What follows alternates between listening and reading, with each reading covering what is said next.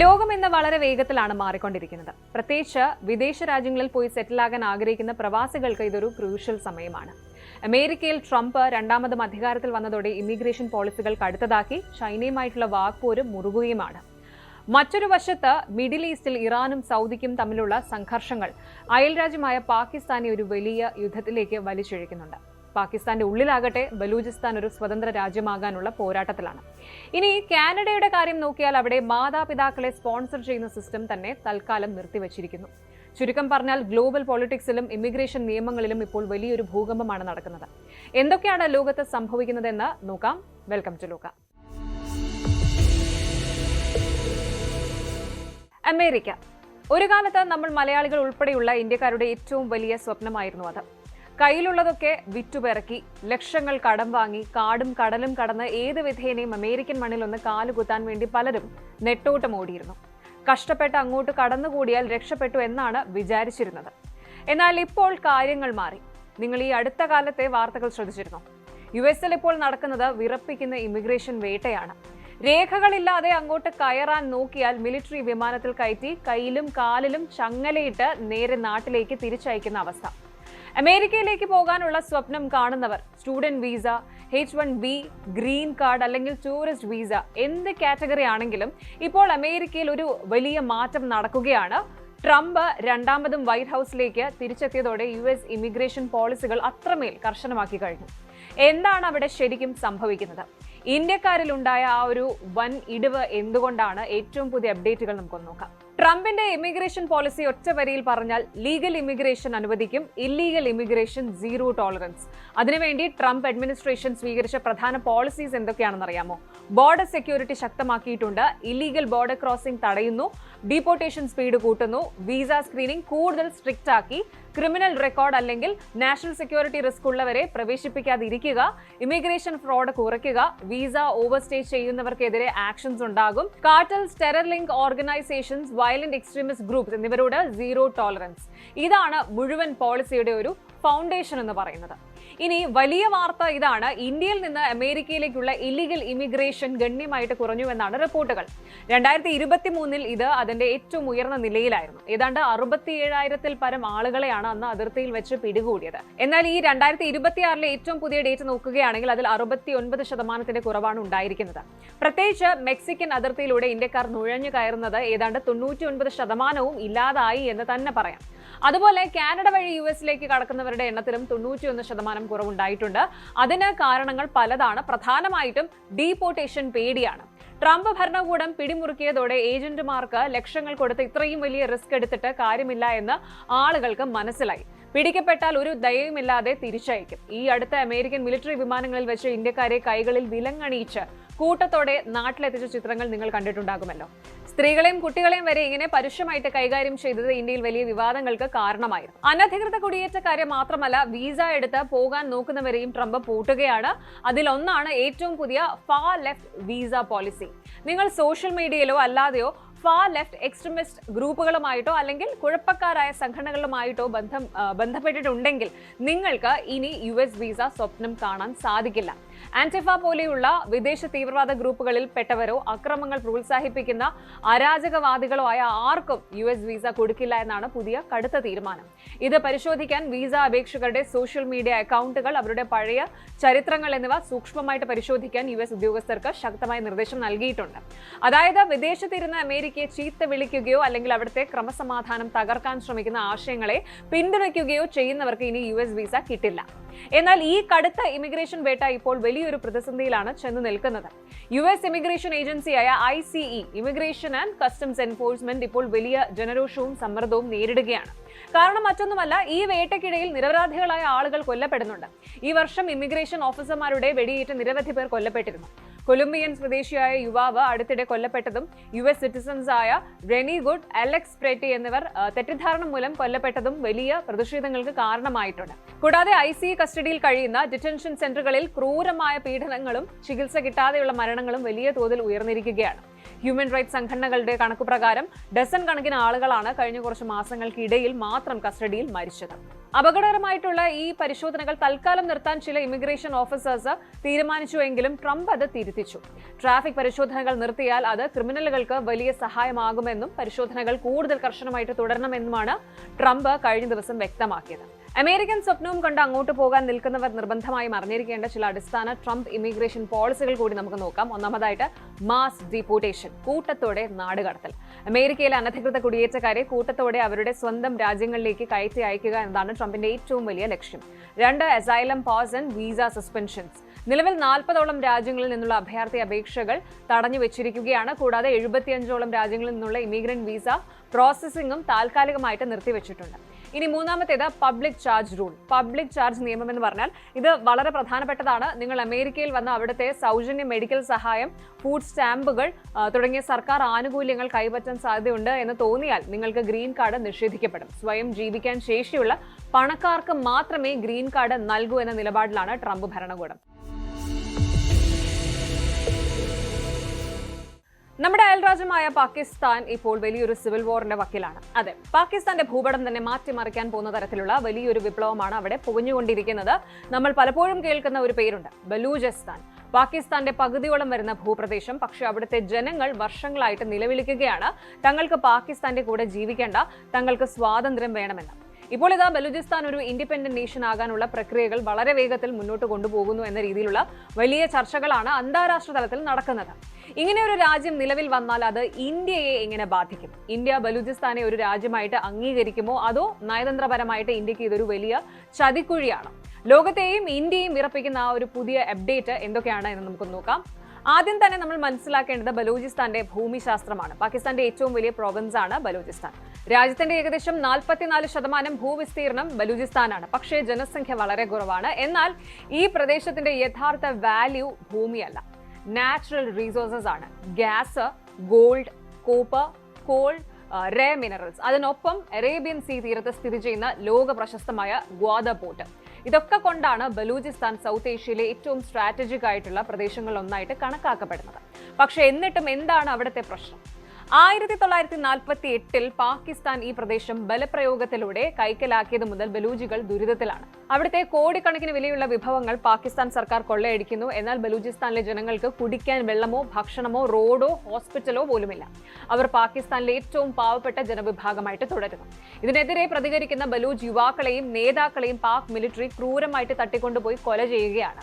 ഇതിനെയാണ് enforced disappearance, അതായത് നിർബന്ധമായിട്ട് കാണാതെയാക്കലെന്ന് വിളിക്കുന്നത്. ആയിരക്കണക്കിന് യുവാക്കളാണ് ഇങ്ങനെ കൊല്ലപ്പെട്ടത്. ഈ ഒരു ക്രൂരത സഹിക്കവയ്യാതെയാണ് BLA, ബലൂച്ച് ലിബറേഷൻ ആർമി പോലെയുള്ള സംഘടനകൾ പാക് സൈന്യത്തിനെതിരെ ആയുധമെടുത്ത് പോരാടാൻ തുടങ്ങിയത്. ബലൂചിസ്ഥാൻ സ്വാതന്ത്ര്യം പ്രഖ്യാപിച്ചാൽ മാത്രം അത് പുതിയൊരു രാജ്യമാകുമോ? ഇല്ല. അതിന് അന്താരാഷ്ട്ര തലത്തിൽ ചില നിയമങ്ങളുണ്ട്. നയതന്ത്രപരമായിട്ട് 2 പ്രധാന തിയറികളാണ് ഇതിനുള്ളത്. ഒന്ന് ഡിക്ലറേറ്റീവ് തിയറി. ഒരു പ്രദേശത്തിന് കൃത്യമായ അതിർത്തി, ജനസംഖ്യ, ഭരിക്കാൻ ഒരു ഗവൺമെന്റ്, മറ്റു രാജ്യങ്ങളുമായിട്ട് കരാറുകളിൽ ഏർപ്പെടാനുള്ള ശേഷി എന്നിവയുണ്ടെങ്കിൽ അതിനെ ഒരു രാജ്യമായിട്ട് പ്രഖ്യാപിക്കാം.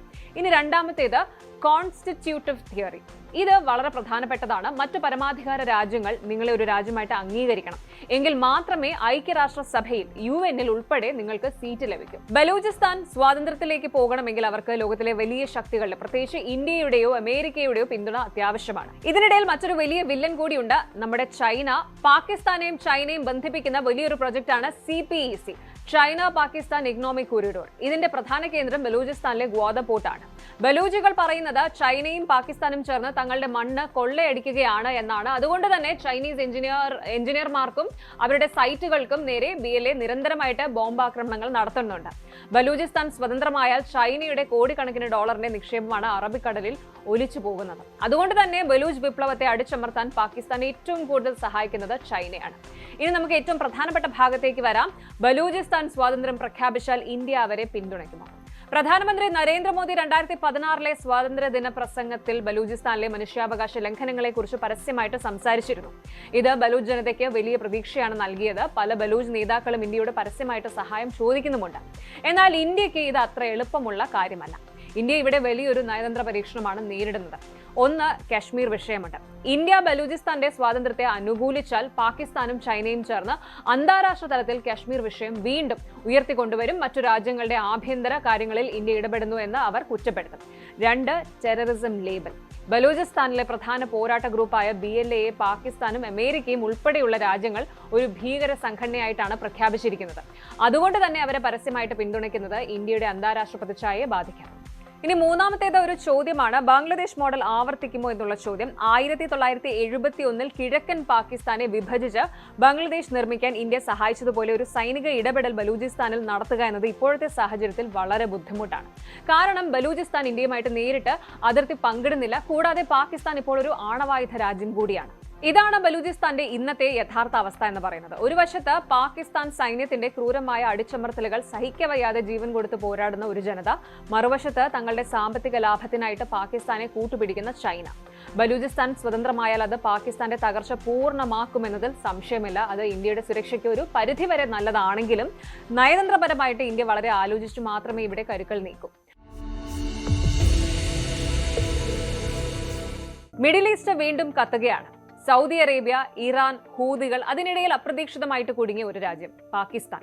ഒരു വശത്ത് സൗദിയുമായിട്ടുള്ള വർഷങ്ങളായിട്ടുള്ള പ്രതിരോധ ബന്ധം, മറ്റൊരു വശത്ത് അയൽരാജ്യമായ ഇറാനുമായിട്ടുള്ള അതിർത്തിയും നയതന്ത്ര ബന്ധവും. ഇപ്പോൾ യമനിലെ ഹൂതികൾ സൗദിയെ ആക്രമിച്ചതോടെ പാകിസ്ഥാൻ നേരിടുന്നത് ഇതുവരെ കാണാത്ത ഒരു ഡിപ്ലോമാറ്റിക് പ്രതിസന്ധിയാണ്. അതെ, യമനിലെ ഇറാന്റെ പിന്തുണയുള്ള ഹൂതി വിമതർ സൗദി അറേബ്യയ്ക്ക് നേരെ കടുത്ത മിസൈൽ ഡ്രോൺ ആക്രമണങ്ങൾ അഴിച്ചുവിട്ടതോടെ പാകിസ്ഥാൻ ഇപ്പോൾ അക്ഷരാർത്ഥത്തിൽ വിയർക്കുകയാണ്. ഒരു വശത്ത് സൗദിയുമായിട്ടുള്ള ആ ഒരു കടുത്ത സൈനിക കരാറുണ്ട്, മറുവശത്ത് US-ഉം ഇറാനും തമ്മിൽ അനുരഞ്ജന ചർച്ച നടത്താൻ ശ്രമിക്കുന്ന മീഡിയേറ്റർ റോളും പാകിസ്ഥാനെ എഫക്ട് ചെയ്യുന്നുണ്ട്.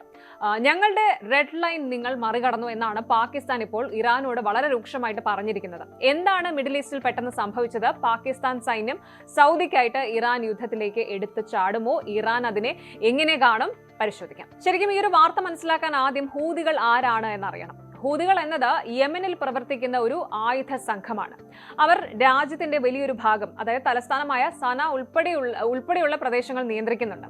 ഇറാന്റെ പിന്തുണ ഇവർക്കുണ്ട് എന്നാണ് അമേരിക്കയും സൗദിയും ആരോപിക്കുന്നത്. അതേസമയം ഹൂതികൾ പറയുന്നത് തങ്ങൾ സ്വതന്ത്രമായിട്ടാണ് തീരുമാനങ്ങൾ എടുക്കുന്നത് എന്നാണ്. കഴിഞ്ഞ കുറച്ച് വർഷങ്ങളായിട്ട് മിസൈലുകളും ഡ്രോണുകളും ഉപയോഗിച്ച് സൗദിയെയും റെഡ് സീയിലെ കപ്പൽ ഗതാഗതത്തെയും അവർ ലക്ഷ്യമിടുന്നുണ്ട്. ഇനി സംഭവങ്ങളുടെ തുടക്കം ഈ ആഴ്ചയിലാണ്. യമനിലെ ഹൂതികൾ സൗദി അറേബ്യയിലെ അബഹ ഇന്റർനാഷണൽ എയർപോർട്ടിന് നേരെ തുടർച്ചയായിട്ട് മിസൈൽ ആക്രമണം നടത്തി. തങ്ങളുടെ നിയന്ത്രണത്തിലുള്ള സന എയർപോർട്ടിൽ സൗദി യുദ്ധവിമാനങ്ങൾ ബോംബിട്ടു എന്ന് ആരോപിച്ചായിരുന്നു ഹൂതികളുടെ ഈ ഒരു തിരിച്ചടി. ഇതോടെ ഏതാണ്ട് 4 വർഷമായിട്ട് സൗദിയും ഹൂതികളും തമ്മിൽ നിലനിന്നിരുന്ന വെടിനിർത്തൽ പൂർണ്ണമായും തകർന്നു. ഹൂതി നേതാവ് അബ്ദുൽ മാലിക് അൽ ഹൂതി പരസ്യമായിട്ട് ഭീഷണിപ്പെടുത്തി കഴിഞ്ഞു. ഇനി എയർപോർട്ടിന് പകരം എയർപോർട്ട്, പോർട്ടിന് പകരം പോർട്ട്, എണ്ണ കമ്പനികൾക്ക് നേരെ കടുത്ത ആക്രമണം. ഇത് കേട്ടതോടെയാണ് മിഡിൽ ഈസ്റ്റിൽ നിന്നും 10,000 കിലോമീറ്റർ അകലെയുള്ള പാകിസ്ഥാനിൽ അലാറം അടിക്കാൻ തുടങ്ങിയത്. തങ്ങൾ ഒരിക്കലും പെട്ടുപോകരുത് എന്ന് വിചാരിച്ച ഒരു വലിയ കെണിയിലേക്കാണ് പാകിസ്ഥാൻ ഇപ്പോൾ വീണിരിക്കുന്നത്. പലർക്കും അറിയാത്തൊരു കാര്യമുണ്ട്, എന്തിനാണ് പാകിസ്ഥാൻ ഇതിൽ ഇത്രയും ടെൻഷൻ അടിക്കുന്നത് എന്നുള്ള ഒരു സംശയം. അതിന് കാരണം കഴിഞ്ഞ വർഷം സൗദി അറേബ്യയും പാകിസ്ഥാനും തമ്മിൽ ഒപ്പുവെച്ച മ്യൂച്വൽ ഡിഫൻസ് എഗ്രിമെന്റ് ആണ്.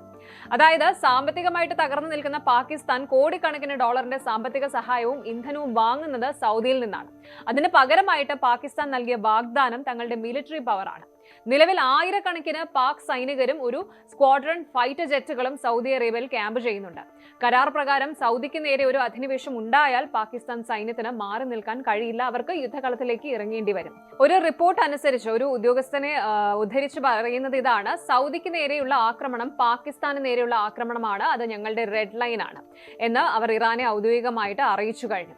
ഇവിടെയാണ് കഥയിലെ ഏറ്റവും വലിയ ട്വിസ്റ്റ് വരുന്നത്. കുറച്ചു മാസങ്ങൾക്ക് മുൻപ് ഇറാൻ നേരിട്ട് സൗദിക്ക് നേരെ മിസൈൽ വിട്ടപ്പോൾ പാകിസ്ഥാൻ ഇത്രയും പേടിച്ചിരുന്നില്ല. എന്നാൽ ഇപ്പോൾ യമനിലെ ഹൂതികൾ കളത്തിലിറങ്ങിയപ്പോൾ പാക് ഭരണകൂടത്തിന്റെ നിയന്ത്രണം വിട്ടു.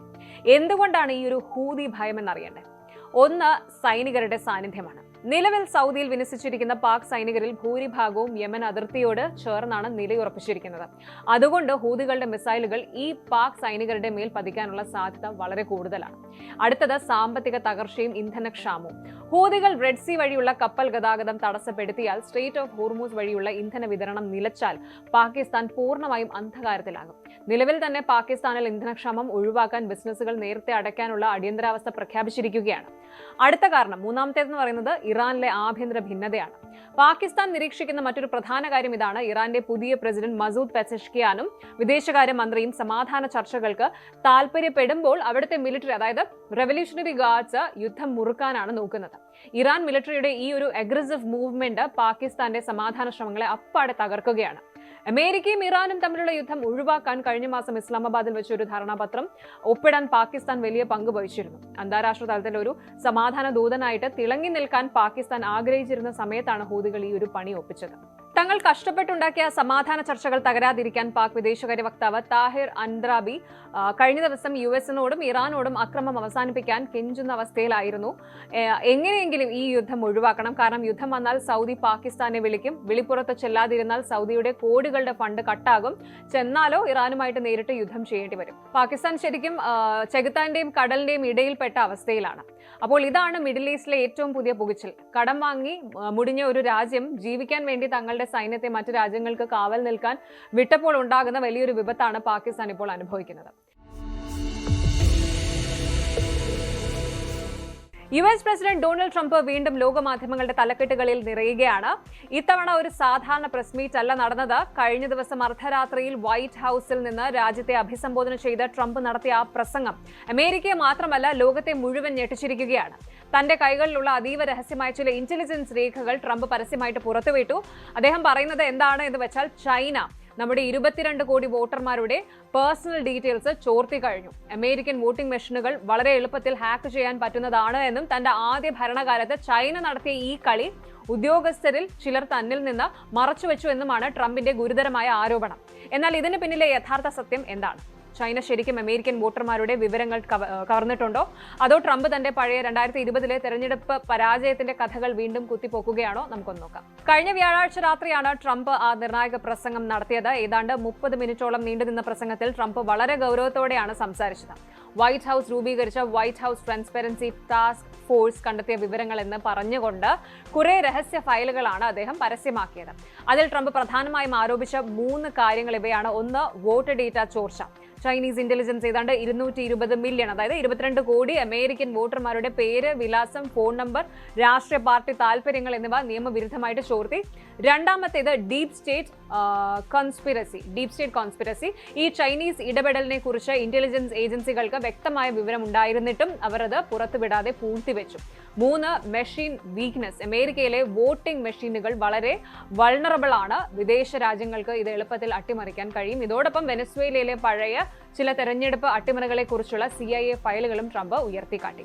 ഇവിടെയും തീർന്നില്ല ട്രംപിന്റെ വെളിപ്പെടുത്തലുകൾ. വോട്ടർമാരുടെ വിവരങ്ങൾ ചോർത്തിയതിനൊപ്പം ചൈന ചെയ്ത മറ്റൊരു വലിയ കളി കൂടി ട്രംപ് പുറത്തുവിട്ടിട്ടുണ്ട്.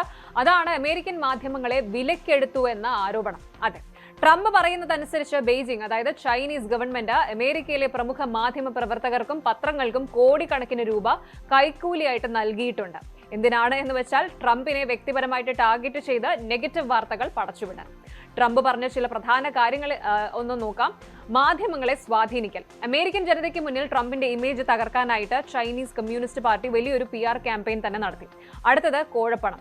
തനിക്കെതിരെ കള്ളക്കഥകൾ എഴുതി പിടിപ്പിക്കാൻ അമേരിക്കൻ ജേർണലിസ്റ്റുകൾക്ക് ചൈന നേരിട്ട് ഫണ്ട് കൈമാറി.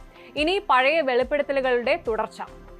മുൻപ് 2020 ചൈനയുടെ ഔദ്യോഗിക മാധ്യമമായ ചൈന ഡെയിലി, അമേരിക്കൻ പത്രങ്ങളായ Washington Post, Wall Street Journal എന്നിവയ്ക്ക് പരസ്യങ്ങളുടെ രൂപത്തിൽ കോടിക്കണക്കിന് ഡോളർ നൽകിയത് വലിയ വിവാദമായിരുന്നു. ഇതിന്റെ തുടർച്ചയാണ് ഇപ്പോൾ നടക്കുന്നത് എന്നാണ് ട്രംപ് ആരോപിക്കുന്നത്.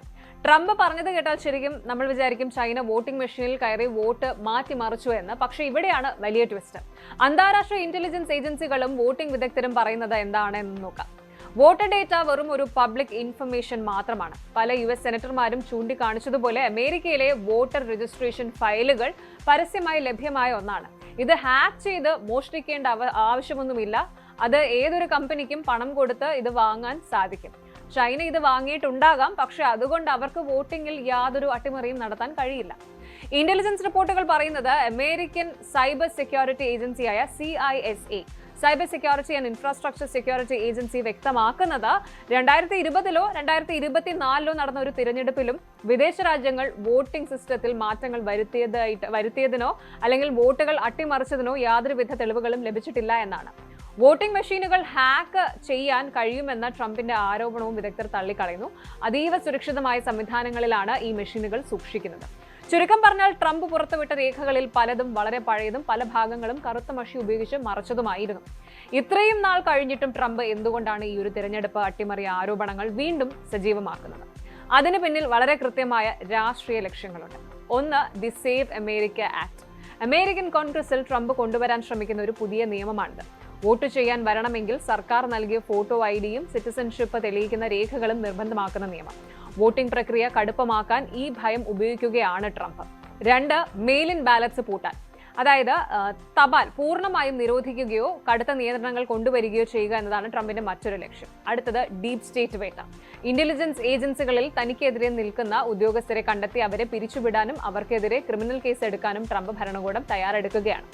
ഈ പുതിയ വെളിപ്പെടുത്തലുകൾ അതിനുള്ള ഒരു ലൈസൻസ് ആയിട്ട് ട്രംപ് ഉപയോഗിക്കുന്നു. ഇതോടൊപ്പം ട്രംപിന്റെ പ്രധാനപ്പെട്ട ചില പോളിസികൾ കൂടി നമ്മൾ അറിഞ്ഞിരിക്കണം. Strict voter ID laws. വിദേശ പൗരന്മാരോ അനധികൃത കുടിയേറ്റക്കാരോ അമേരിക്കയിൽ വോട്ടിംഗിൽ പങ്കെടുക്കുന്നില്ല എന്ന് ഉറപ്പാക്കാൻ കടുത്ത പരിശോധനകൾ. അടുത്തത്, നാഷണൽ അഡ്രസ് വാർണിംഗ്. വിദേശ ഭീഷണികൾ നേരിടാൻ സംസ്ഥാനങ്ങളിലെ ഗവർണേഴ്സിനും സെനറ്റർമാർക്കും കടുത്ത ജാഗ്രതാ നിർദ്ദേശങ്ങൾ നൽകാൻ ട്രംപ് ഉത്തരവിട്ടിട്ടുണ്ട്. ട്രംപിന്റെ നയങ്ങൾ അനുസരിച്ച് അമേരിക്കയിലെ തിരഞ്ഞെടുപ്പ് പ്രക്രിയകൾ ഇനി കൂടുതൽ കടുത്ത പരിശോധനകൾക്ക് വിധേയമാകും. കാനഡ. നമ്മുടെ നാട്ടിലെ ചെറുപ്പക്കാരുടെ, പ്രത്യേകിച്ചും നമ്മൾ മലയാളികളുടെ ഏറ്റവും പ്രിയപ്പെട്ട സ്വപ്ന രാജ്യമായിരുന്നു അത്. പഠിക്കാൻ വേണ്ടിയോ ജോലിക്ക് വേണ്ടിയോ കാനഡയിൽ പോയിട്ട് കഷ്ടപ്പെട്ട് അവിടുത്തെ പെർമനന്റ് റെസിഡൻസി എടുത്തു കഴിഞ്ഞാൽ അടുത്ത ലക്ഷ്യം എന്താണെന്ന് വെച്ച് കഴിഞ്ഞാൽ നാട്ടിലെ അച്ഛനെയും അമ്മയും അങ്ങോട്ട് കൊണ്ടുപോവുക, അവരെയും അവിടെ സെറ്റിൽ ചെയ്യിക്കുക. എന്നാൽ ഇതാ കാനഡയിൽ നിന്നും ഇപ്പോൾ വന്നിരിക്കുന്ന ഒരു ഏറ്റവും പുതിയ വാർത്ത കേട്ടാൽ ശരിക്കും ഈ കൂട്ടർക്ക് വിഷമമാകും. കാനഡ ഗവൺമെന്റ് അതിശക്തമായ ഒരു ഇമിഗ്രേഷൻ കൂട്ടുകൂടി വീഴ്ത്തിയിരിക്കുകയാണ്. മാതാപിതാക്കളെയും ഗ്രാൻഡ് പാരൻസിനെയും കാനഡയിലേക്ക് സ്ഥിരതാമസത്തിനായിട്ട് കൊണ്ടുവരുന്ന പ്രശസ്തമായ PGP, parents and grandparents programme അനിശ്ചിതകാലത്തേക്ക് നിർത്തിവെച്ചിരിക്കുന്നു. പോസ്റ്റ് ഇൻഡെഫിനിറ്റ്ലി അങ്ങനെയാണ് പറയുന്നത്. അതെ, ഇനി പുതിയ അപേക്ഷകൾ സ്വീകരിക്കുന്നില്ല എന്ന് കനേഡിയൻ ഭരണകൂടം ഔദ്യോഗികമായിട്ട് പ്രഖ്യാപിച്ചു കഴിഞ്ഞു. കാനഡയിൽ മാതാപിതാക്കളെ സ്പോൺസർ ചെയ്യാൻ കാത്തിരുന്ന ലക്ഷക്കണക്കിന് ഇന്ത്യൻ പ്രവാസികൾക്ക് ഇതൊരു ഇടുത്തി തന്നെയാണ്. എന്തുകൊണ്ടാണ് കാനഡ പെട്ടെന്ന് ഇങ്ങനെ ഒരു കടുത്ത തീരുമാനത്തിലേക്ക് പോയത്? അവിടെയുള്ള മാതാപിതാക്കളെ ഇനി നാട് കടത്തുമോ? നിലവിൽ അപേക്ഷിച്ചവരുടെ അവസ്ഥ എന്താണ്? നമുക്കൊന്ന് പരിശോധിക്കാം.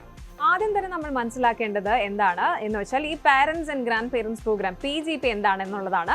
കാനഡയിലെ പൗരന്മാർക്ക്, അതായത് സിറ്റിസൺസിനും അവിടെ PR ഉള്ളവർക്കും തങ്ങളുടെ പാരൻസിനെ കാനഡയിലേക്ക് സ്പോൺസർ ചെയ്ത് സ്ഥിരതാമസമാക്കാൻ, പെർമനന്റ് റെസിഡൻസ് ആക്കാൻ സഹായിക്കുന്ന വളരെ ജനപ്രിയമായ ഒരു ഫാമിലി റിയൂണിഫിക്കേഷൻ സ്കീമാണിത്. 2020 മുതൽ ഇത് ഒരു ലോട്ടറി സിസ്റ്റം വഴിയാണ് പ്രവർത്തിച്ചിരുന്നത്. പിന്നെ എന്തുകൊണ്ട് കാനഡ ഇത് പെട്ടെന്ന് നിർത്തിവെച്ചു, പോസ് ചെയ്തു? അതിന് ഒറ്റ ഉത്തരമേ ഉള്ളൂ, അതിഭയങ്കരമായിട്ടുള്ള അപേക്ഷകളുടെ ബാക്ക്ലോഗാണ്. ആ ഒരു ബാക്ക്ലോഗിന്റെ പ്രഷർ കാരണമാണ്. ലേറ്റസ്റ്റ് ഇന്റലിജൻസ് റിപ്പോർട്ടുകൾ പ്രകാരം കാനഡയുടെ ഇമിഗ്രേഷൻ ഡിപ്പാർട്ട്മെന്റ് IRCCയിൽ നിലവിൽ ഏതാണ്ട് 50,900-ലധികം അപേക്ഷകളാണ് പ്രോസസ് ചെയ്യാതെ കെട്ടിക്കിടക്കുന്നത്. അതിൽ ക്യൂബെക്കിൽ മാത്രം 10,500 അപേക്ഷകളുണ്ട്. കാനഡയുടെ പുതിയ ഇമിഗ്രേഷൻ പോളിസി പ്രകാരം വർഷത്തിൽ വെറും 15,000 പേർക്ക് മാത്രമേ ഈ പ്രോഗ്രാം വഴി PR നൽകാൻ സാധിക്കൂ. അപ്പോൾ ആലോചിച്ച് നോക്കൂ, ഈ നിലവിലുള്ള അപേക്ഷകൾ തീർക്കാൻ തന്നെ വർഷങ്ങളോളം എടുക്കും. നിലവിൽ ക്യൂബെക്കിന് പുറത്ത് ഒരു അപേക്ഷ പ്രോസസ് ചെയ്യാൻ 18 മാസവും ക്യൂബെക്കിനുള്ളിൽ 54 മാസവും, അതായത് ഏകദേശം 4.5 വർഷത്തോളം സമയം എടുക്കുന്നുണ്ട് എന്ന് ചുരുക്കം. ഈ നീണ്ട കാത്തിരിപ്പ് സമയവും സിസ്റ്റത്തിന്റെ സമ്മർദ്ദവും കുറയ്ക്കാനാണ് പുതിയ അപേക്ഷകൾ സ്വീകരിക്കുന്നത് കാനഡ തൽക്കാലം പൂർണ്ണമായിട്ട് സ്റ്റോപ്പ് ചെയ്തിരിക്കുന്നത്. ഇനി പലരുടെയും മനസ്സിലുള്ള വലിയൊരു ചോദ്യം ഇതായിരിക്കും, ഞാൻ ഓൾറെഡി അപേക്ഷ സമർപ്പിച്ചതാണല്ലോ, ഇനി എൻ്റെ അച്ഛനെയും അമ്മയും നാട്ടിലേക്ക് തിരിച്ചയക്കുമോ, അല്ലെങ്കിൽ എൻ്റെ ആപ്ലിക്കേഷൻ ക്യാൻസൽ ആകുമോ? ഭയപ്പെടേണ്ടതില്ല, ഇതിൽ വ്യക്തമായ ആശ്വാസ വാർത്തയുണ്ട്. കാനഡ ഇമിഗ്രേഷൻ വകുപ്പ് IRCC വ്യക്തമാക്കിയിരിക്കുന്നത് ഇതിനകം സിസ്റ്റത്തിൽ വന്നിട്ടുള്ള അപേക്ഷകളുടെ പ്രോസസ്സിംഗ് സാധാരണ പോലെ തുടരുമെന്നാണ്. 2026, 27, 2028 വർഷങ്ങളിലെ ഇമിഗ്രേഷൻ ലെവൽ പ്ലാൻ അനുസരിച്ച് പ്രതിവർഷം 15,000 പേർക്ക് വീതം PGP വഴി സ്ഥിരതാമസം അനുവദിക്കുന്നത് അവർ തുടരുക തന്നെ ചെയ്യും. അതുകൊണ്ട് നിലവിൽ അപേക്ഷിച്ചവർക്ക് അവരുടെ അവസരം നഷ്ടപ്പെടില്ല. പക്ഷേ പുതിയതായിട്ട് ഈ ലോട്ടറി പങ്കെടുക്കാൻ ആർക്കും ഇനി സാധിക്കില്ല. കാനഡയിലെ ഈ പെട്ടെന്നുള്ള ഇമിഗ്രേഷൻ മാറ്റങ്ങൾക്ക് പിന്നിൽ വലിയൊരു രാഷ്ട്രീയ പശ്ചാത്തലം കൂടിയുണ്ട്. കഴിഞ്ഞ കുറച്ചു കാലമായിട്ട് കാനഡയിൽ ഇമിഗ്രേഷൻ പോളിസികൾ വലിയ രീതിയിലുള്ള രാഷ്ട്രീയ ചർച്ചകൾക്ക് കാരണമായിട്ടുണ്ട്. അവിടുത്തെ പുതിയ പ്രധാനമന്ത്രി മാർക്ക് കാർണിയുടെ ഗവൺമെന്റ് വന്നതിന് ശേഷം കാനഡയിലേക്ക് വരുന്ന കുടിയേറ്റക്കാരുടെ എണ്ണം നിയന്ത്രിക്കാൻ കടുത്ത നിയമങ്ങളാണ് കൊണ്ടുവരുന്നത്. 2026 മുതൽ സ്റ്റുഡന്റ് വീസകളുടെയും അതുപോലെ താൽക്കാലിക വർക്ക് പെർമിറ്റുകളുടെയും എണ്ണം കഴിഞ്ഞ വർഷത്തെ അപേക്ഷിച്ച് പകുതിയോളമായിട്ട് അവർ വെട്ടിക്കുറച്ചിരുന്നു. കൂടാതെ കഴിഞ്ഞ മാർച്ച് മാസത്തിൽ കാനഡ ഒരു പുതിയ നിയമം പാസാക്കിയിരുന്നു. അതനുസരിച്ച് അഭയാർത്ഥി അപേക്ഷകൾ, അതായത് അസൈലം ക്ലെയിംസിന് കടുത്ത നിയമപരിധി വയ്ക്കുകയും നിയമവിരുദ്ധമായിട്ട് വരുന്ന വീസകൾ കൂട്ടത്തോടെ റദ്ദാക്കാൻ മാസ് ക്യാൻസൽ വീസാസ് അധികാരം ഒട്ടാവയ്ക്ക് നൽകുകയും ചെയ്തു. കാനഡയിലെ തദ്ദേശവാസികൾക്കിടയിൽ ഇമിഗ്രേഷനോടുള്ള പിന്തുണ കഴിഞ്ഞ 30 വർഷത്തെ ഏറ്റവും താഴ്ന്ന നിലയിലേക്ക് പോയതാണ് ഇങ്ങനെ ഒരു കടുത്ത കൺട്രോൾ കൊണ്ടുവരാൻ ഗവൺമെന്റിനെ പ്രേരിപ്പിച്ചത്. PR പ്രോഗ്രാം നിർത്തിയ സ്ഥിതിക്ക് ഇനി മാതാപിതാക്കളെ കാനഡയിലൊപ്പം താമസിപ്പിക്കാൻ എന്താണ് വഴി എന്നുള്ളൊരു ചോദ്യം, അല്ലെങ്കിൽ അങ്ങനെ ഒരു ടെൻഷൻ വരാം. ഇതിനായിട്ട് കാനഡ ഗവൺമെന്റ് മുന്നോട്ട് വയ്ക്കുന്ന ഒരേ ഒരു ഓൾട്ടർനേറ്റീവ് ആണ് സൂപ്പർ വീസ പ്രോഗ്രാം. എന്താണ് ഈ ഒരു സൂപ്പർ വീസയുടെ പ്രത്യേകതകൾ? ഒന്ന്, ദീർഘകാല താമസം. സാധാരണ ടൂറിസ്റ്റ് വീസയിൽ കാനഡയിലെത്തിയാൽ പരമാവധി 6 മാസം മാത്രമേ നിൽക്കാൻ പറ്റൂ. എന്നാൽ സൂപ്പർ വീസയിൽ വന്നാൽ മാതാപിതാക്കൾക്ക് ഒറ്റയടിക്ക് 5 വർഷം വരെ കാനഡയിൽ തുടർച്ചയായിട്ട് താമസിക്കാം. ആവശ്യമാണെങ്കിൽ കാനഡയിൽ വെച്ച് തന്നെ ഇത് 2 വർഷത്തേക്ക് കൂടി നീട്ടാനും സാധിക്കും. അടുത്തത് 10 വർഷത്തെ വാലിഡിറ്റി.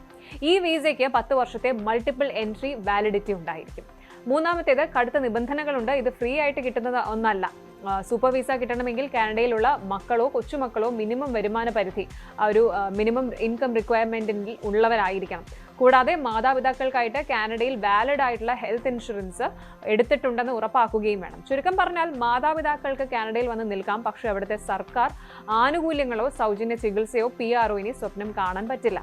അതിന്റെ പൂർണ്ണ സാമ്പത്തിക ഉത്തരവാദിത്തം സ്പോൺസർ ചെയ്യുന്ന മക്കൾക്ക് തന്നെയായിരിക്കും. അപ്പോൾ ഇത്രയും വലിയ മാറ്റങ്ങളാണ് ആഗോളതലത്തിൽ ഇപ്പോൾ നടന്നുകൊണ്ടിരിക്കുന്നത്. നിയമങ്ങൾ എത്രയൊക്കെ കടുപ്പമായാലും യുദ്ധഭീഷണികൾ ഉണ്ടായാലും നമ്മൾ ഒട്ടും പാനിക് ആകേണ്ട കാര്യമില്ല. കാരണം ലോകത്ത് ഒരു വാതിൽ അടയുമ്പോൾ എപ്പോഴും മറ്റൊരു പുതിയ അവസരം തുറക്കപ്പെടാറുണ്ട്. കൃത്യമായ പ്ലാനിങ്ങും കൃത്യമായ ഡോക്യുമെന്റേഷനും ഉണ്ടെങ്കിൽ നമുക്ക് ഏത് പ്രതിസന്ധിയും മറികടക്കാൻ സാധിക്കും. നിയമവിധേയമായി ജീവിക്കാനും മുന്നോട്ട് പോകാനും തയ്യാറെടുത്താൽ ഏതൊരു പ്രവാസിക്കും സ്വന്തം സ്വപ്നങ്ങൾ യാഥാർത്ഥ്യമാക്കാൻ കഴിയുമെന്ന് പോസിറ്റീവായിട്ട് ചിന്തിക്കാം. Good night. കൂടുതൽ വാർത്തകൾക്ക് News 18 Keralam YouTube channel subscribe ചെയ്യുക.